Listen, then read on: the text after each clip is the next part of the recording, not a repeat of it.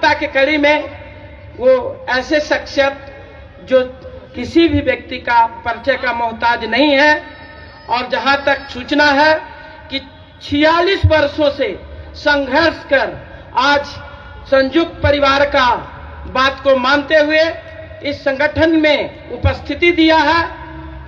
नागपुर को हेडक्वार्टर को घेरने का अगर किसी ने जुर्रत किया, आरएसएस को किसी ने दबाने का जुर्रत किया, तो वो नाम ऐसे शख्सियत के नाम खड़े होकर के आप लोग स्वागत करें।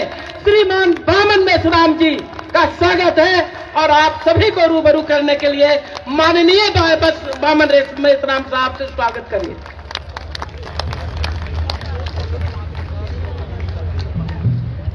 साथियों,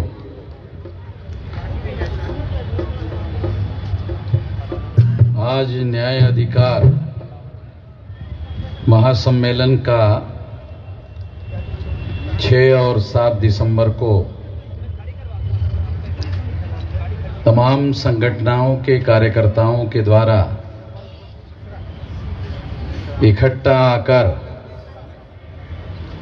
आयोजन किया गया है। तमाम संगठन के कर्ता धर्ता मंच पर उपस्थित है। बहुत खुशी की बात है। सभी लोगों को इस बात से खुशी होनी चाहिए कि जो लोग अलग अलग संगठन बनाकर समाज में लड़ाई लड़ रहे हैं, वो लोग सारे के सारे इकट्ठा होकर न्याय का अधिकार हासिल करने के लिए यहां मंच पर उपस्थित है। साथियों, मैं बहुत लंबी बात कहने के लिए आपके बीच में नहीं आया हूं। मैं 2-3 बातें ही आप लोगों के बीच में कहना चाहूंगा। तमाम बुद्धिमान लोगों ने और बहुत अनुभवी लोगों ने आप लोगों के सामने बहुत सारी बातें कही। मैं केवल 2-3 बातें ही आप लोगों के सामने रखना चाहता हूं।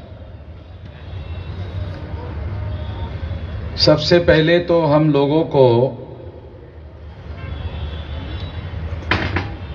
ये समझना बहुत जरूरी है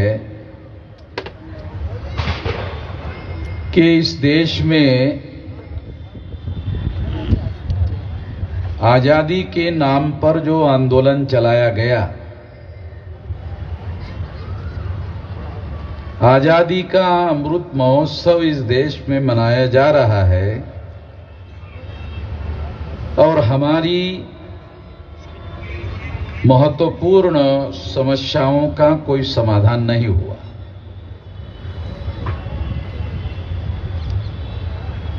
देश को चलाने वाले जो लोग हैं वो अमृत महोत्सव मना रहे हैं,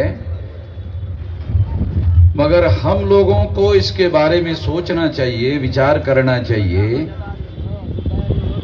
कि आजादी को हासिल करके 75 साल हो गए, मगर हमारी सामाजिक, आर्थिक, राजनीतिक समस्याओं का कोई समाधान हुआ नहीं।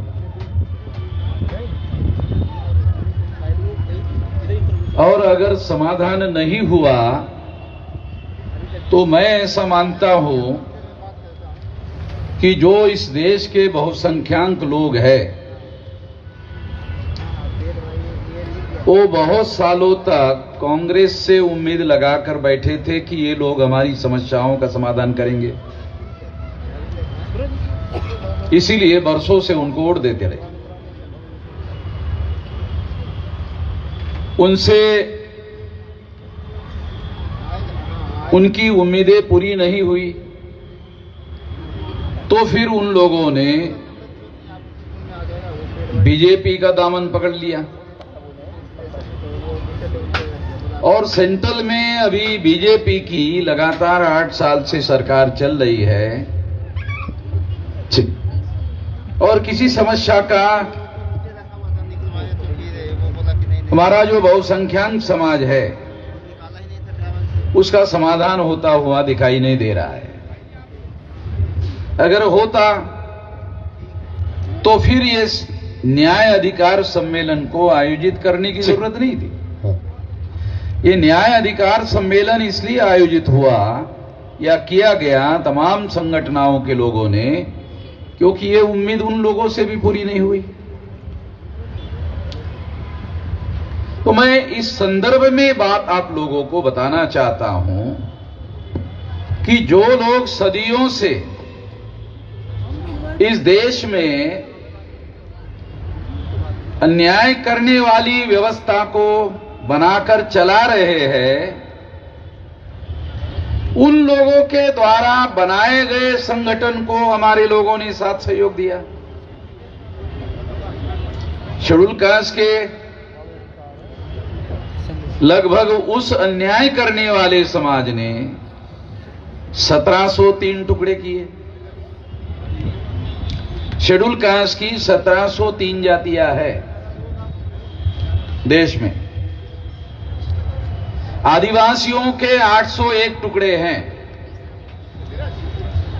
और पिछड़े वर्ग के 3743 टुकड़े हैं मंडल कमीशन के अनुसार। ये तीनों मिलाकर 6247 जाति के टुकड़े हैं। उन्हीं लोगों ने किए हजारों सालों से हम लोगों के। जिन लोगों ने हमारे 6247 टुकड़े किए, उन्हीं लोगों से हम लोगों ने उम्मीदें पाली थी कि ये लोग हमारी समस्याओं का समाधान करेंगे। और इसीलिए हमारे लोगों ने कांग्रेस का साथ दिया, फिर वही लोग बीजेपी का साथ देते रहे। उनसे भी उम्मीद पूरी नहीं हुई। अन्याय करने वाले समाज ने एक पिछड़े वर्ग के आदमी को, एक ओबीसी के आदमी को, नरेंद्र मोदी को प्रधानमंत्री के तौर पर नॉमिनेट किया। मैं नहीं मानता कि नरेंद्र मोदी रियल रिप्रेजेंटेटिव है। ये हमारे समाज का रियल रिप्रेजेंटेटिव नहीं है। ये आरएसएस के ब्राह्मणों के द्वारा नॉमिनेटेड है। तो हमारे बहुत सारे पढ़े लिखे लोगों को, मैं अनपढ़ों को नहीं कह रहा हूं, कि अभी तक नॉमिनेटेड रिप्रेजेंटेशन भी समझ में नहीं आता। पढ़े लिखे लोगों को समझ में नहीं आता नॉमिनेटेड रिप्रेजेंटेशन क्या है। जो लड़ाई बाबा साहब अम्बेडकर ने 1932 में रियल रिप्रेजेंटेशन और नॉमिनेटेड रिप्रेजेंटेशन के बीच में, गांधी जी के बीच में और बाबा साहब अम्बेडकर के बीच में लड़ाई हुई।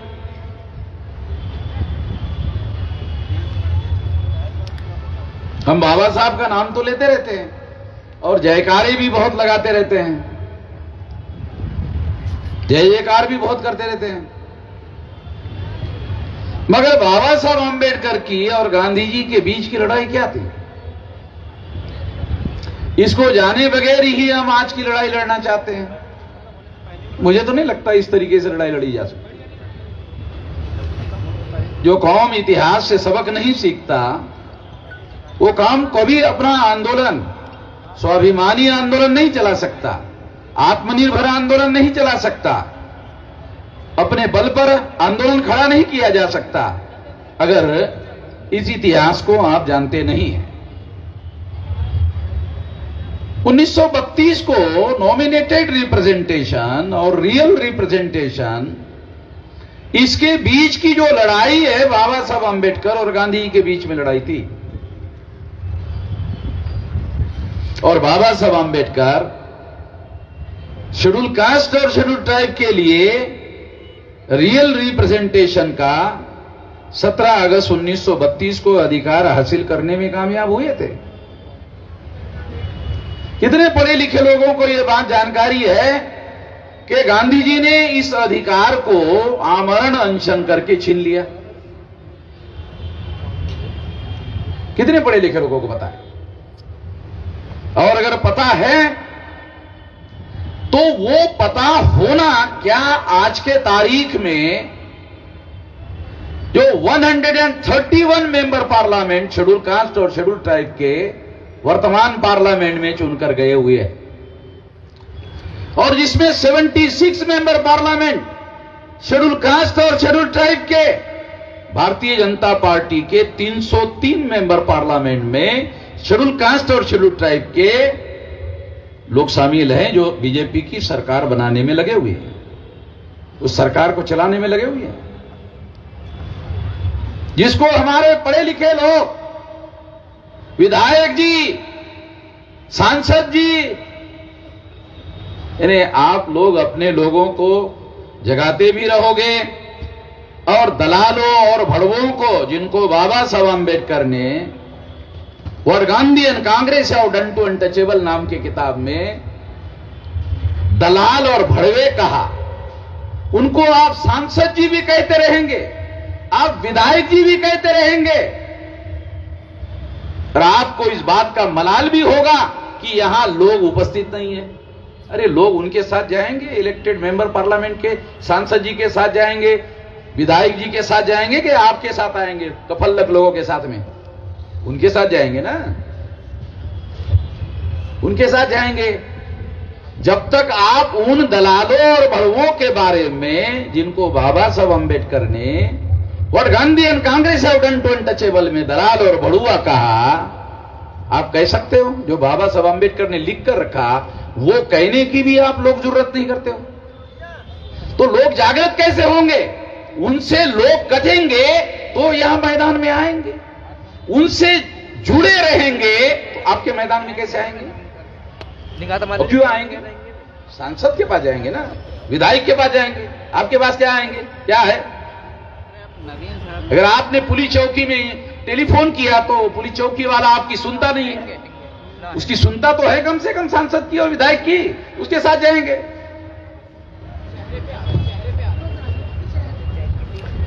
तो आपको ये इतिहास लोगों को बताना पड़ेगा। यही वजह है जिसकी वजह से हम लोग सारे देश भर में ये कह रहे हैं कि आजादी का आंदोलन नहीं था।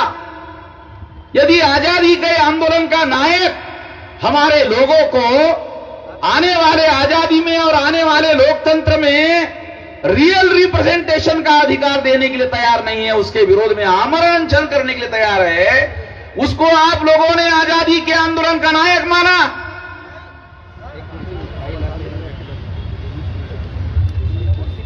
उसको नंगा करना पड़ेगा। वैसे तो वो आधा नंगा ही है, थोड़ी आधी कोशिश करनी पड़ेगी, ज्यादा कोशिश नहीं करनी पड़ेगी। आधी कोशिश करने के लिए भी आप राजी नहीं है। आप अपने लोगों को इसके लिए जागृत नहीं करोगे तो आपके साथ जो उनके साथ लगे हुए हैं, अरे आपके साथ आएंगे कैसे जब तक उनसे आप लोग अलग नहीं करोगे? उनसे उनको अलग करना पड़ेगा तो फिर ये मैदान भरेगा। क्यों नहीं भरेगा? ये मैदान कि मैंने अधिकारियों को पूछा भाई कितने भर सकते हैं, तो आधा ही रख दिया, अभी तो ये तो पूरा रखा ही नहीं। मैंने अभी आते आते पूछा, अरे ये तो मैं अभी बुक करने वाला था ये पूरा भरने के लिए, अभी मैं दूसरा कार्यक्रम यहाँ पूरा, तो मैंने कहा तो साला आधा ही रह गया। तो यहाँ कार्यक्रम करने का साला कोई मीनिंग नहीं रहा अभी तो, क्योंकि तो हम लोग जितना इकट्ठा कर सकते हैं तो उसके लिए जगह ही नहीं हो रही अभी रामलीला मैदान।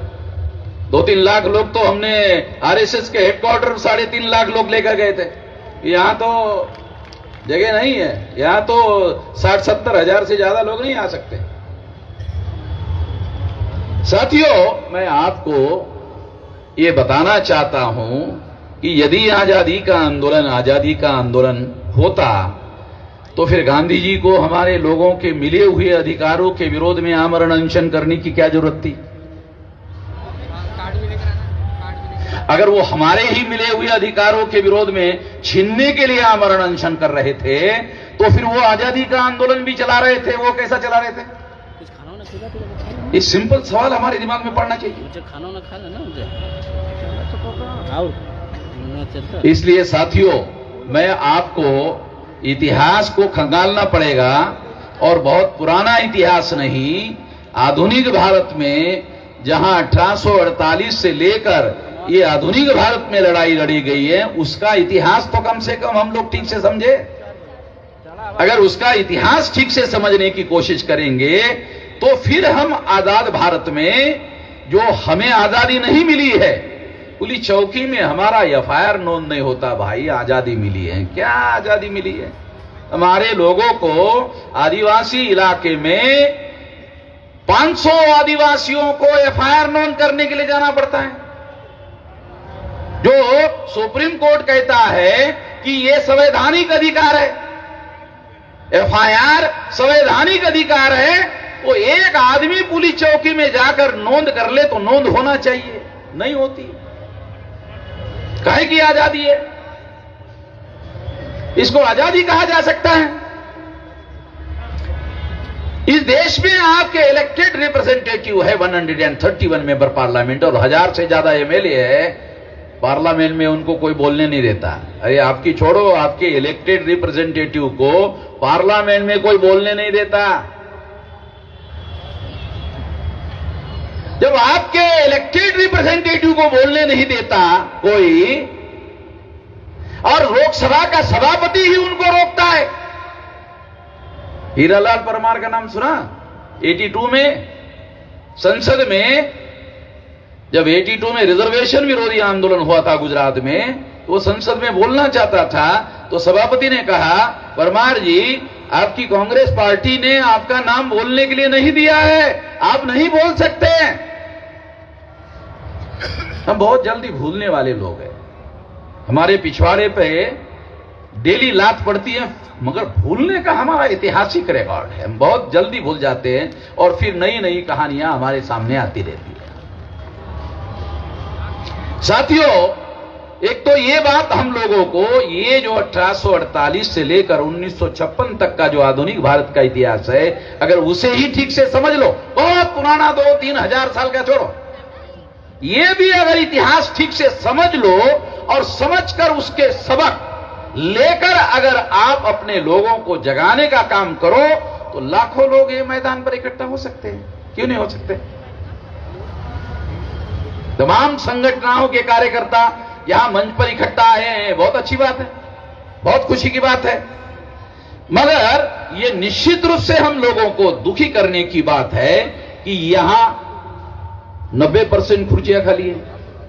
निश्चित रूप से हम लोगों को दुखी हैं। तो जो केंद्र सरकार चलाने वाले बीजेपी और आरएसएस के लोग हैं, क्या मैसेज गया यहां से? बहुत गलत मैसेज गया, बहुत दुखी करने वाला मैसेज गया। उनका हौसला बढ़ता है इस वजह से, हमारे दुश्मनों की हिम्मत बढ़ती है इससे। तो ये हमारी समस्या है और ये समस्या रहेगी। एक तो ये बात मैं आप लोगों को बताना चाहता हूं। दूसरी बात मैं आप लोगों को बताना चाहता हूं, क्योंकि मैं तीन ही बात बोलूंगा। दूसरी बात यह कि हम लोगों को इस देश में परिवर्तन करने के लिए आंदोलन चलाना होगा। अगर परिवर्तन करने के लिए आंदोलन चलाना होगा, तो क्या कोई आंदोलन संगठित शक्ति के बगैर आप चला सकते हैं? क्योंकि आपकी इस देश में जो 6247 जाति के टुकड़ों में बांटकर इस देश की जो ब्राह्मणिकल सोशल ऑर्डर बनाई गई है, उस व्यवस्था को बदलने के लिए, उस व्यवस्था का परिवर्तन करने के लिए आपको इस देश में आंदोलन चलाना होगा। वो है आपकी मूल समस्या। और इस समस्या का समाधान करने के लिए आपके पास संगठित शक्ति चाहिए। आपके पास संगठनाएं हैं, संगठित शक्ति नहीं। क्योंकि यहां तो हमारे तमाम जो लीडर है, उन लोगों की संगठनाएं तो है, नहीं है ऐसा थोड़ी है, मगर संगठित शक्ति नहीं है।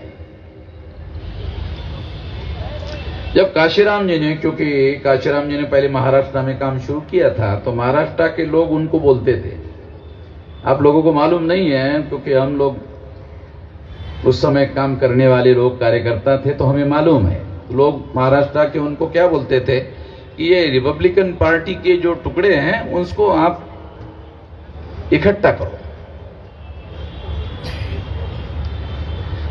काशीराम जी ने नहीं माना। वो बोलते थे कि उन टुकड़ों को इकट्ठा करो, लोग बोलते थे। तो उन्होंने, काशीराम जी ने इस बात को नहीं माना।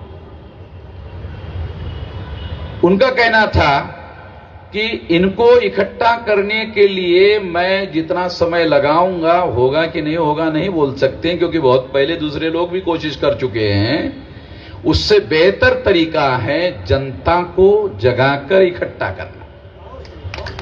मैं आपको हिस्टोरिकल बात बता रहा हूं, सबूत के आधार पर बता रहा हूं। तो उन्होंने दूसरा रास्ता अपनाया। कौन सा? जनता को जगाकर इकट्ठा करने का। आप लोगों ने नेताओं को इकट्ठा करने का काम किया, अच्छा काम किया, वैसे गलत नहीं है ये, अच्छा काम। जो काशीराम जी ने इसको अच्छा नहीं माना,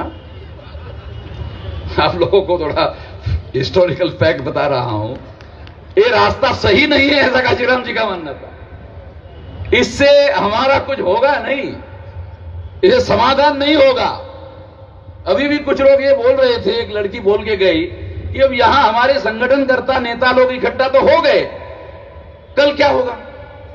यकीन नहीं है तो लड़की का, यकीन नहीं है हमारे ऊपर विश्वास नहीं है लड़की का, तो वो मैं उसको गलत नहीं मानता। जिस लड़की ने अपनी बात कही उस लड़की को मैं गलत नहीं मानता। तो इसलिए मैं आपको यह बात कह रहा हूं कि काशीराम जी ने महाराष्ट्र के लोगों की बात को नहीं माना और उन्होंने जनता को जगाकर इकट्ठा करने का काम किया, उसमें उनको सफलता मिली। काशीराम जी को उसमें सफलता मिली। अगर काशीराम जी को सफलता मिली तो मुझे लगता है कि ये सफलता हासिल करने वाला रास्ता है, इसको दूसरे लोग भी अपनाकर सफल हो सकते हैं। एक तो ये बात मैं आप लोगों को बताना चाहता हूं, लंबी बात किए बगैर। तीसरी बात, ये तीसरी कहकर समाप्त करना चाहता हूं।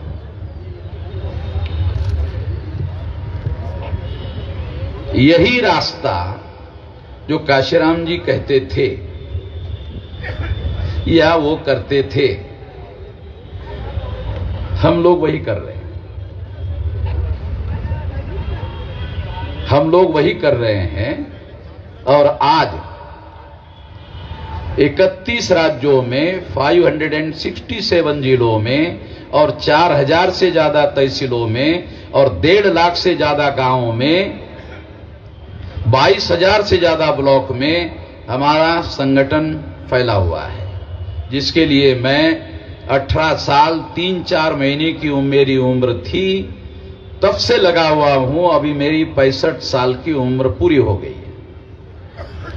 तो इसमें हमने इतना लंबा समय, लगभग 5 दशक संगठन निर्माण करने के लिए लगाया। आप लोगों ने केवल इतना ही देखा और सुना कि 3.5 लाख लोग आरएसएस के हेडक्वार्टर पर गए थे, इतना ही आपने देखा और सुना। आपको यह मालूम नहीं कि ये यकायक कैसे हो गया। तो यकायक नहीं हुआ, इसके पीछे 5 दशक की लंबी जद्दोजहद है और इतना बड़ा संगठित शक्ति का निर्माण हम लोगों ने किया, जो काशीराम जी ने रास्ता बताया। और बाबा साहब आंबेडकर का जय जयकार किए बगैर, क्योंकि हम लोग जय जयकार बहुत ज्यादा करते हैं और जय भीम जो है बहुत, आजकल तो जय भीम जो है ज्यादा जोर से बोलने का भी एक नया रिवाज आ गया है। मतलब धीरे से बोलने के बजाय ज्यादा जोर से। एक दूसरा एक नया रिवाज आ गया, कौन सा? जय जय जय जय जय जय जय जय जय भीम। ये भी एक नया रिवाज आया। मैं दोनों में से कोई भी नहीं करता, दोनों में से एक भी काम नहीं करता। मैं यहां ऐलानिया बोल रहा हूं, ये बोलने के लिए थोड़ा सुनने वाले लोगों को अच्छा नहीं लगता, मगर फिर भी मैं यही जोखिम और खतरा लेकर बोलते रहता हूं। क्यों? क्योंकि मैं एक कैडर बेस्ड ऑर्गेनाइजेशन बनाता हूं, चलाता हूं और हमारे समाज को अगर आप बदलने का काम करना चाहते हो तो केवल मात्र एक विकल्प है कि आपको अपने समाज को संगठित करने के लिए केडर बेस ऑर्गेनाइजेशन बनाना पड़ेगा। अब आरएसएस के विरोध में बोलते रहते हो, भाषण देते रहते हो, उनको कोई फर्क नहीं पड़ता। क्यों? तो केडर बेस ऑर्गेनाइजेशन है, कम्युनिस्टों का केडर बेस ऑर्गेनाइजेशन है, तो आरएसएस पर कोई असर नहीं पड़ता। आरएसएस को असर पड़ता है जब आपका कोई राष्ट्रीय स्तर का कैडर बेस ऑर्गेनाइजेशन हो और हर जिले में एससी एसटी ओबीसी के लोग, कोई वैचारिक सवाल होता है तो जिले में ही जवाब देने का काम करे, तहसील में ही जवाब देने का काम करे। यहां रामलीला मैदान में आकर जवाब देने के बजाय वही तहसील में और जिले में ही जवाब देने का काम करे, तब तो आप लोगों को बचाने का काम कर सकते हो, तब तो आप संविधान को बचाने का काम कर सकते हो। एक बहुजन समाज पार्टी का एमएलए आगरा का बहुजन समाज पार्टी छोड़कर बीजेपी गया, उसने आकर बताया कि वहां चर्चा चलती है कि ये वामसेव के लोग अगर नहीं होते तो अभी तक तो हमने संविधान बदल दिया होता। वो एमएलए वहां आगरा का बीएसपी छोड़कर गया बीजेपी में, तो वहां मीटिंग में चर्चा होती है तो उसने आकर बताया, तो हमारे लोग उसके पास चंदा मांगने के लिए गए थे, तो है नहीं आपको चंदा नहीं देंगे। जब वहां संविधान बदलने की बात के रेफरेंस में वामसेव का नाम आया और कहा कि वामसेव नहीं होता ना तो अब तक तो बदल दिया होता, वो वापस आकर टेलीफोन किया हमारे लोगों को कि जरा आ जाओ, तो कहा क्यों? वो चंदा लेके जाओ। चंदा मांगने के लिए गया तो दिया नहीं। जब उसने अंदर जाके बीजेपी वालों से सुना ना, तब जाकर हमारे आदमी की अकल जो है, ये कौन लड़ रहा है, मैं आपको बताना चाहता हूं, समझाना चाहता हूं कि हमारे समाज की लड़ाई अगर आप वास्तव में लड़ना चाहते हो और बदलना चाहते हो और यहां आकर केवल भाषण नहीं करना चाहते हो, यहां बहुत जोर जोर से अगर मान लो आप भाषण कर लोगे और ये समझ लोगे कि इससे आपका दुश्मन डर जाएगा, आपका दुश्मन पर प्रभाव पड़ेगा, इससे कुछ नहीं होने वाला। बहुत ज्यादा ताकत और बहुत ज्यादा शक्तिशाली लोग हैं और कांग्रेस वाले बीजेपी के विरोध में, बीजेपी वाले कांग्रेस के विरोध में ये बोलते रहेंगे, मगर संसद में गले भी मिलते रहेंगे, संसद में गले भी मिलते रहेंगे। राहुल गांधी को आपने, नरेंद्र मोदी को संसद में गले मिलते हुए देखा होगा, देखा है। नहीं देखा होगा तो अभी भी यूट्यूब पर अवेलेबल है, देख लेना थोड़ा सा घूम घाम करके। तो मैं आपको यह बताना चाहता हूं कि आपको अपने समाज को परिवर्तन के दिशा में अगर लेके जाना है और व्यवस्था अरे सारे देश भर में फैली हुई है गैर बराबरी की, अन्याय करने वाली गैर बराबरी की व्यवस्था फैली हुई है, तो आपके पास राष्ट्रव्यापी संगठन चाहिए और उस संगठन की संगठन शक्ति चाहिए। उसके आधार पर आप बदलाव का, उसके आधार पर आप परिवर्तन का काम कर सकते हो। यहां भाषण करके बदलाव हो जाएगा, मुझे नहीं लगता कि ऐसा हो सकता है। मुझे इस पर यकीन नहीं है, मुझे इस पर विश्वास नहीं है। भाषण करना गलत है ये नहीं कह रहा हूं, भाषण करना गलत है ये नहीं कह रहा हूं, तो आप लोगों का मिसअंडरस्टैंडिंग हो जाएगा कि भाषण करना ही गलत। नहीं, मैं ये नहीं कह रहा हूं, मैं कह रहा हूं संगठन शक्ति के बगैर भाषण करना, इसका कोई रिजल्ट नहीं निकलेगा। आपके पास संगठन शक्ति चाहिए, फिर उन लोगों के सामने अगर कोई वैचारिक एजेंडा आप रखते हो तो वो लोग गांव गांव तक लेके जाएंगे। अगर ऐसा आपके पास संगठन शक्ति नहीं है तो लोग यहां सुनेंगे और फिर अपने अपने घर चले जाएंगे। वो लोग प्रचारक बनने चाहिए आपके विचारधारा के, और वो गांव गांव में बात को फैलाने वाले होने चाहिए, तब तो ये काम आगे बढ़ सकता है। ऐसा करना होगा। ये तीसरी बात मैं आप लोगों को कह रहा हूं। और मैंने आपको वादा किया था कि 3 ही बात कहूंगा, तो 3 कह दिया और मेरी बात खत्म हो गई और ज्यादा मैं लंबा नहीं गया। धन्यवाद।